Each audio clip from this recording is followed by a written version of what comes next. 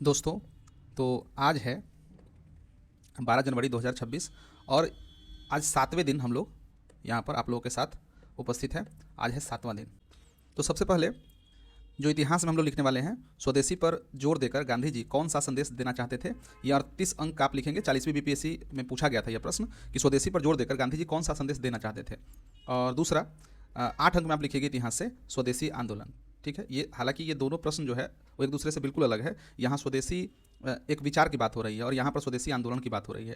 जो बंगाल विभाजन के बाद की जो जिसकी परिणति बंगाल विभाजन के बाद जो हुई है स्वदेशी आंदोलन, ये उसके बारे में है। तो आप ये 8 अंक में ये लिखेंगे। तीसरा प्रश्न है कि भारतीय राजनीति में जाति की भूमिका की विवेचना करें। 38 अंक का है और 41वीं बीपीएससी में पूछा गया था। हालांकि यह 17वीं में भी पूछा गया था, लेकिन यह 7 या 8 अंक में ये पूछा गया था जाति। ठीक है, भारत में या बिहार में ऐसे कुछ पूछा गया था ये।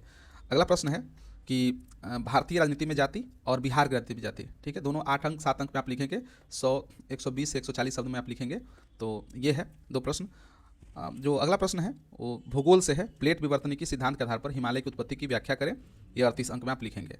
ठीक है, अगला प्रश्न है ये साइंस एंड टेक से कि भारत में आपदा प्रबंधन में विज्ञान एवं प्रौद्योगिकी की भूमिका पर प्रकाश डालिए। बिहार जैसे आपदा प्रवण क्षेत्रों में सामुदायिक केंद्रित आपदा प्रबंधन रणनीतियों में प्रौद्योगिकी को कैसे प्रभावी ढंग से मुख्य धारा में लाया जा सकता है। ये प्रश्न है आज का। ये 36 अंक का आप इसे लिखेंगे। ठीक है, और इसका उत्तर आप 400 से कम 400 अधिकतम जो है 400 में देना है, 400 शब्द में। ठीक है, ये है। और आज जो निबंध है, आज से अगर कहे तो औपचारिक रूप से हम आज से निबंध लिखना शुरू कर रहे हैं। तो आज का विषय है प्रगति का अर्थ केवल भौतिक विकास नहीं है। तो इस तरह के अमूर्त निबंध पूछे जाते हैं। तो ये आज का अंतिम प्रश्न है। ठीक है, तो मिलते हैं दोस्तों।